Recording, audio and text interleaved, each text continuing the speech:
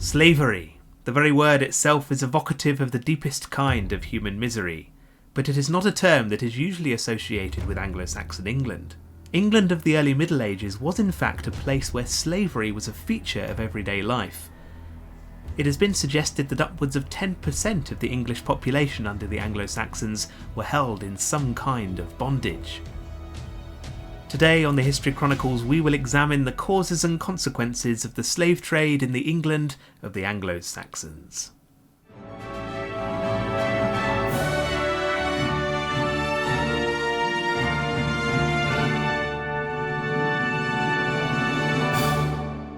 Like many societies of the Middle Ages, the Anglo-Saxons had their roots in warfare. The Germanic tribes of Angles and Saxons that invaded England from the 4th century AD brought generations of plunder and violence to these isles. The Britons and Celts who had lived here under Roman domination were swept up in these conquests. Male warriors appear more likely to have been killed than captured, but women and children were often fair game for enslavement. Tribal conflict persisted in the England of the 5th to the 8th centuries, bringing with it a rich source of slaves as the different people groups competed with one another over land and resources. As England coalesced in the time of King Alfred in the 9th century, slave trading and ownership remained a significant feature of society. Sadly, this period of English history remains one that is shrouded in the mists of time due to the limited range of source material available. As the last of the Romans departed from England's shores by the 5th century, with them went a great deal of historical record-keeping. Slavery was of course part of Roman culture too, and it remained unchallenged as Christianity spread throughout the Roman Empire. The early church tolerated the owning of slaves, forbidding them only from being sold abroad, out of fear that such slaves might end up in the hands of the heathen.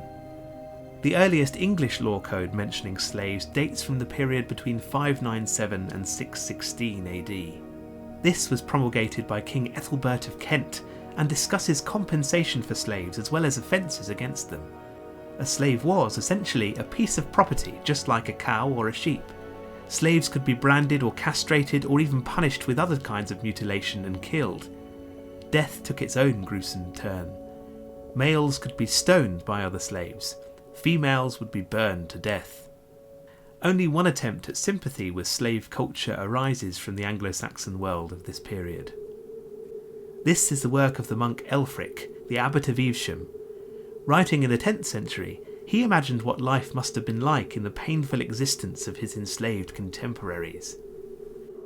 "Throughout the day I must plough a full acre or more. I must fill the stall of oxen with hay and supply them with water. Oh, I must carry their dung outside. Oh, the work is hard. Oh, the work is hard because I am not free." Elfric's commentary here displays the work of a farmer toiling in the field. Farming, however, was far from the only occupation fulfilled by slaves in Anglo-Saxon England. The Domesday Book, compiled by William the Conqueror's men in the 1080s, gives us an excellent insight into the vast number of roles performed by slaves on the eve of the Norman Conquest. The men who conducted the survey were, of course, Norman, but they travelled around England asking important questions about who owned what before the Normans took over in 1066. Their questions reveal that slaves acted as cooks, weavers, millers, and even priests under the Anglo-Saxons. They numbered at least 10% of England's population in this period. Many of them, possibly even the majority, were women, working as household servants, dairymaids, and as concubines.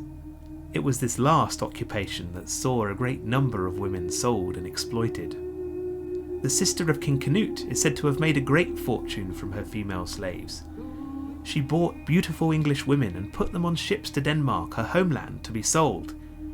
This is in marked contrast to the laws of her brother, Canute himself, who actually legislated against slavery. King Canute ruled that any married man who had relations with his own slave must declare the slave forfeit. His sister seemed to have thought otherwise. The Anglo-Norman historian William of Malmesbury wrote critically about the Anglo-Saxon slave trade of women and girls under the Godwin family, one of the most powerful dynasties of late Anglo-Saxon England. Malmesbury states that the wife of Earl Godwin, like the sister of King Canute, would buy parties of slaves in England and ship them back to Denmark, where beauty and youth would enhance their price. Other members of the Godwin family were just as keen on gaining slaves. The Anglo-Saxon Chronicle records that Harold Godwinson, the man who was to be the last Anglo-Saxon king, raided Porlock in Somerset while he was an earl. Here he seized for himself whatever came his way in the form of cattle, and in men, and in property. Harold's brother Tostig Godwinson responded to a revolt in Northumbria, where he reigned as earl, with a military campaign that similarly saw the capture of large numbers of men as slaves. Up in the north, William of Malmesbury's account also highlights another area of the Anglo-Saxon slave trade, its association with the Vikings. The Vikings had long dominated the northern part of England by the 11th century, the so-called Danelaw that was carved out by treaty between King Alfred the Great and the Danish King Guthrum in 886. The Vikings, through their raiding and trading in England, Ireland and Northern Europe, became some of the greatest slave traders in the world at this time. Their key ports, such as that of Dublin, became the home of economies that depended readily on the trading of enslaved people. Anglo-Saxon England and its close connection with the Viking world benefited a great deal from this. A large port on the west coast of England, the town of Bristol, grew in wealth and stature due to its function as a hub of the slave trade.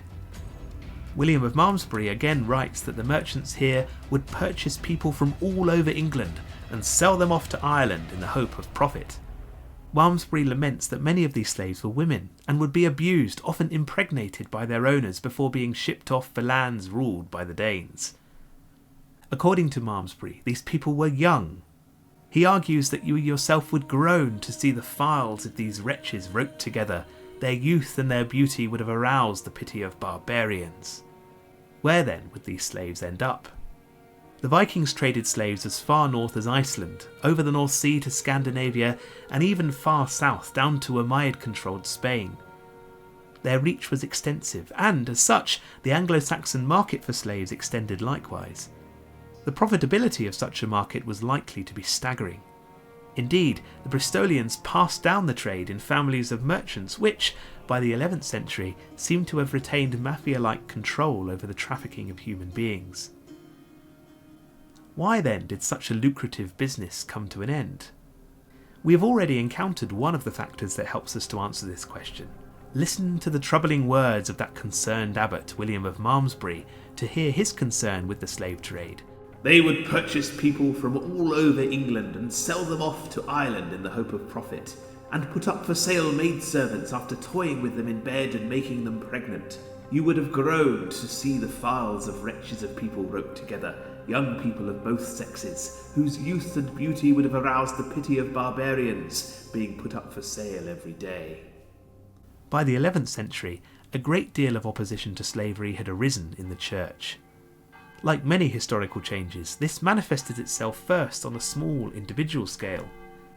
The town of Bristol, for example, received the man who was to be its last Saxon bishop, Bishop Wulfstan of Worcester, in 1062. Wulfstan was to rule as bishop until his death in 1095, throughout which time he paid regular visits to the slave-trading port of Bristol. There he stayed for 2 to 3 months at a time, travelling into the town and preaching against the practice of slavery there.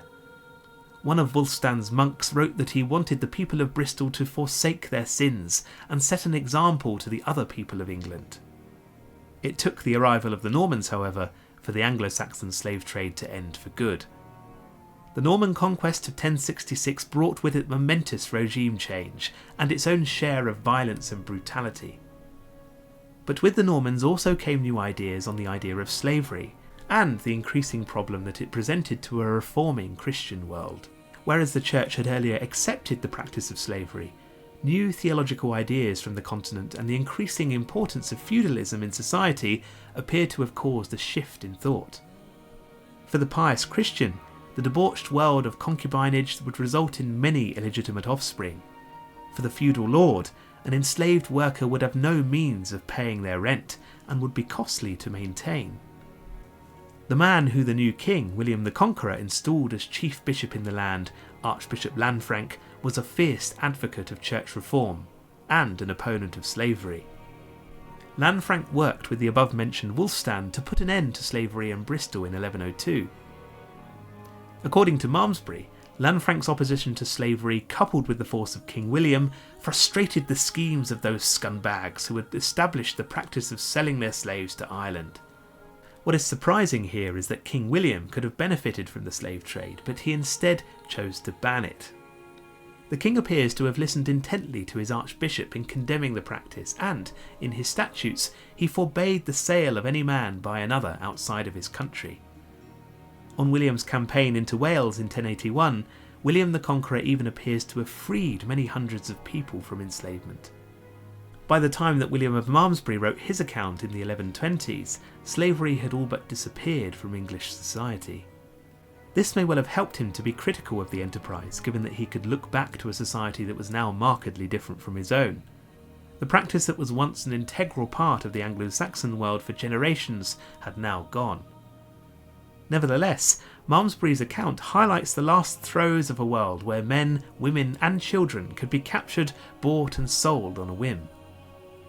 Following the upheavals of the Norman Conquest in the 11th century, England had seemingly ended its slave trading ways. Another monk, Lawrence of Durham, wrote that finally the Anglo-Saxons realised that foreigners treated them better than they had treated themselves.